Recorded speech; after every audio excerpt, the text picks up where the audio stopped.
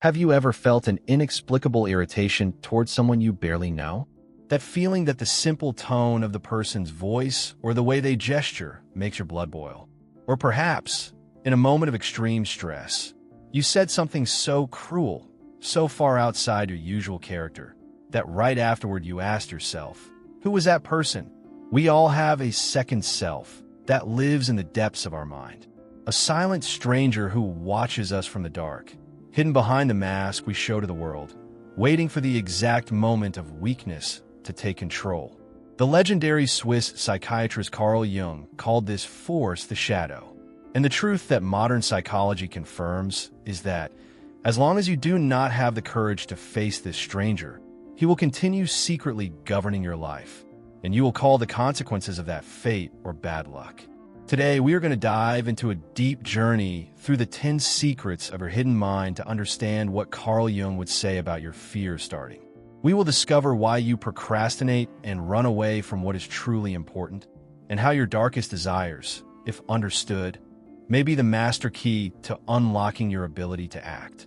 To understand the shadow, imagine that your personality is like a great manor house. The facade, that imposing, clean, and well-lit part that you show to neighbors and guests, is what Jung calls the persona. The persona is your social calling card. It is your polite, professional side, the good citizen, the devoted son, or the helpful friend. It is the mask we wear in order to be accepted and loved. However, every house, no matter how luxurious it may be, has a basement. And it is there in the cold and in the dark that you threw everything you learned since childhood was wrong, ugly, or unacceptable. There are locked away your envy, your repressed aggressiveness, your misunderstood sexual desires, your most childish fears, and even great talents that someone, one day, said were nonsense. The shadow is not necessarily a storehouse of evil. It is simply the storehouse of everything you denied in yourself in order to survive in society. The big problem is that this basement is becoming overcrowded, and the pressure down there is what generates the paralysis that you call procrastination. You are not merely without desire. You are stuck by forces you do not even know exist. Let us now explore the 10 fundamental points for you to understand, confront, and finally master your own darkness. The first point is projection, also known as the mirror effect. This is the most common defense mechanism of the human psyche. You know that person at your work or in your social circle who gets on your nerves for no logical apparent reason. Jung explained that what most causes us repulsion in others is almost always a reflection of something that resides in our own shadow, but that we do not have the moral honesty to admit. If you viscerally hate people who seek attention, perhaps there's a seed of neediness or desire to be seen in you that was so severely repressed that now you can only see it as something monstrous in the other person. The outer world functions like an immense movie screen where we project the film of our own soul all the time. Learning to identify your projections is not just a psychological exercise. It is like gaining a pair of magical glasses that reveal the naked and raw truth about who you really are, allowing you to stop fighting external ghosts and start resolving your internal conflicts. The second point takes us into uncomfortable territory, the danger of excessive goodness.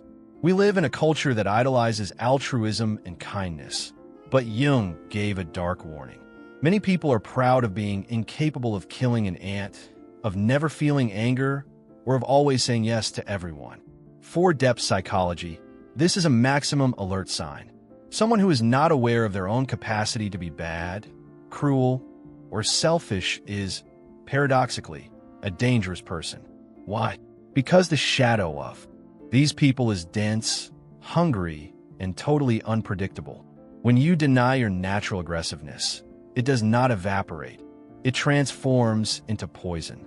It turns into passive-aggressive sarcasm, manifests itself in illnesses that the body creates to express what the mouth silences, or explodes in moments of crisis in a devastating way. Being a truly upright and virtuous person does not mean being a harmless, nice person, but rather being someone who is fully aware that they possess teeth and claws, but consciously chooses not to use them to hurt, except in legitimate self-defense. Virtue without the awareness of evil is only cowardice disguised. In third place, we need to talk about the golden shadow. This is one of Jung's most beautiful and neglected concepts. Not everything that is hidden in the basement of the mind is trash or trauma. Many times, we bury our best qualities and our greatest potentials because we were taught by parents, teachers, or religion that those characteristics were dangerous or inappropriate.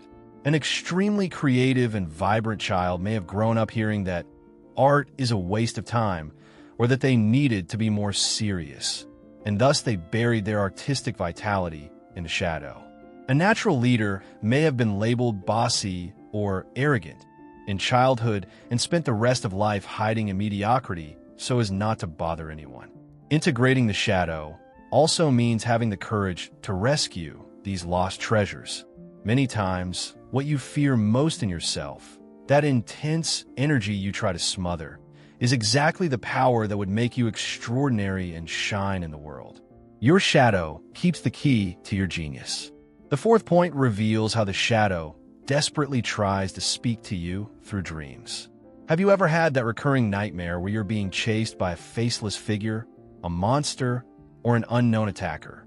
In the Jungian view, this pursuer is almost never a real external danger, but rather your own shadow, desperately trying to call your attention to something you are ignoring in waking life. It wants to be seen, wants to be integrated, wants you to recognize its existence. Instead of waking up in a cold sweat and trying to forget the nightmare, the correct technique would be, in imagination, to confront that figure and ask, "What do you want from me? What are you trying to show me?" Many times, the answer that arises from this inner dialogue is the fundamental piece that was missing in the puzzle of your mental health and your purpose in life. The fifth item is one of the most practical: envy as a compass of destiny. Society teaches us to hide envy at all costs, treating it as a shameful sin. But if we look through Jung's eyes, envy is a diagnostic tool of surgical precision. It is not about the other person, it is about you. Envy reveals, with absolute clarity, what your shadow desperately desires, but that your ego, out of fear or insecurity, does not allow itself to seek. If you feel a sting of envy when you see someone traveling the world or writing a book, that does not mean you're a bad person. It means there is a potential for adventure or creative expression in you that is atrophying in the dark. Instead of punishing yourself for feeling envy, use that feeling to map the territory of your own growth. Ask yourself, what does this person have that I feel I cannot have? The answer is your next evolutionary step. Sixth point, the collective shadow and the danger of fanaticism. Carl Jung observed with horror how masses of people can become demonic when they lose individual consciousness. He warned that when a group of people denies its own individual shadow and refuses to look at its own defects, they inevitably project that darkness onto another group, whether a different race, an opposite religion, or a rival political party. That is how the cruelest prejudices, structural racism, and the bloodiest wars in history are born. It is very seductive and psychologically comfortable to point a finger at the enemy out there and declare that he is the source of all evil. But, as Jung himself said, the line that divides good and evil does not separate nations nor classes. It cuts exactly through the middle of the heart of every human being. Recognizing that you too are capable of terrible acts is the only real vaccine against fanaticism and the only way to prevent evil from manifesting collectively and uncontrollably. The seventh point addresses the famous imposter syndrome from a new perspective. Millions of people today suffer feeling that they are frauds, that at any moment someone will discover that they are not as competent or as good as they seem. This suffering happens because we know our own shadow intimately, our doubts, our dirty thoughts, and our flaws, but we firmly believe that other people have none of that. We look at the perfect facade of other people's social media and feel deeply inferior inside. The liberating truth of depth psychology is that everyone, from the CEO of the biggest company to the most respected spiritual leader, possesses a dark and chaotic basement. When you accept and integrate your shadow, imposter syndrome loses its destructive power because you finally understand that being a complete human being means being, by definition, a complex mixture of light and shadow, of competence and vulnerability. Eighth point, the fear of starting and the dirty work. Jung often resorted to metaphors from nature to explain the evolution of the human soul, and the lotus was one of his favorites. The lotus flower is admired all over the world for its beauty and impeccable purity, but there is a crucial biological detail. It can only bloom if its roots are deeply submerged in the mud of swamp. Without the nourishing and dark mud, the flower simply does not exist. In the same way, in your struggle against procrastination, without facing the mud, your childhood traumas, your fears of failing, and your hidden desires, you will never be able to take the first step. Self-knowledge is not a walk through a sunny garden. It is a courageous dive into your own pit to clean the channels through which action can finally flow.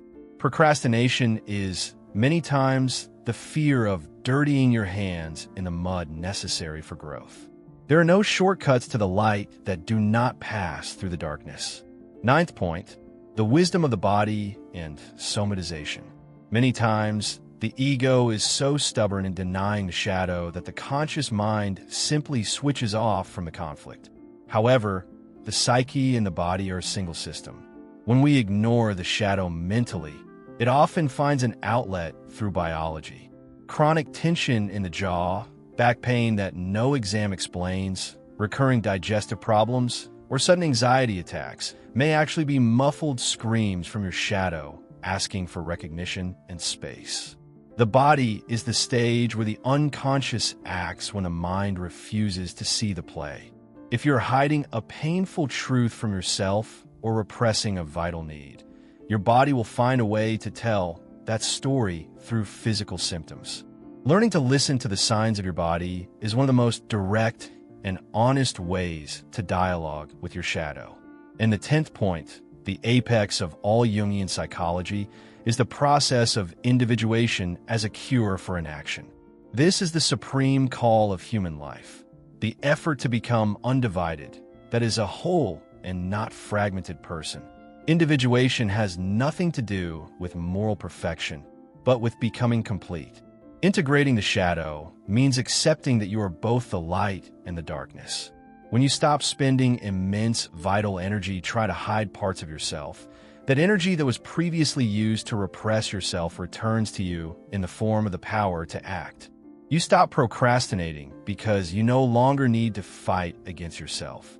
You stop being a puppet moved by the invisible strings of your hidden complexes and become, truly, the master of your own journey and the architect of your destiny. If you feel stuck, it is because your energy is trapped in the basement. Freeing it is the only path to begin. Knowing your own darkness is, ironically, the best and safest method for dealing with the darkness that exists in others and in the world. At the end of this journey of reflection, the question that really matters is no longer, what am I afraid of, or what will others think? But rather a much more powerful and transformative question. Who can I become if I have the absolute courage to look in the mirror and embrace everything I see there? The shadow is not a monster to be defeated or a demon to be expelled, but rather a vital partner waiting to be integrated. It brings with it the raw energy, the indomitable passion, and the wild creativity that our polished and civilized ego often ends up losing along the way. I sincerely hope that this deep dive into Carl Jung's revolutionary ideas has brought a new light to your inner conflicts and inspired you to look at yourself with more compassion and curiosity. The path of self-knowledge is long, challenging, and in many moments frightening, but is the only path truly worth walking if your goal is a life of meaning and authenticity. If you felt that this content touched some wound or some deep truth inside you, do not forget to leave your like so that this message reaches more people, and to subscribe to the channel so that we may continue exploring together the fascinating mysteries of the human mind. And now, I want to propose a challenge of honesty to you.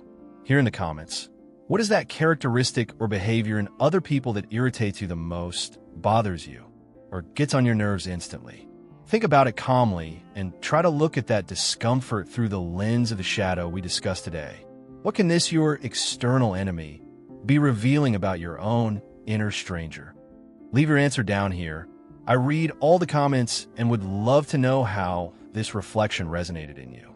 Let's turn this conversation into a space of mutual growth. A big hug, and until our next meeting in the depths.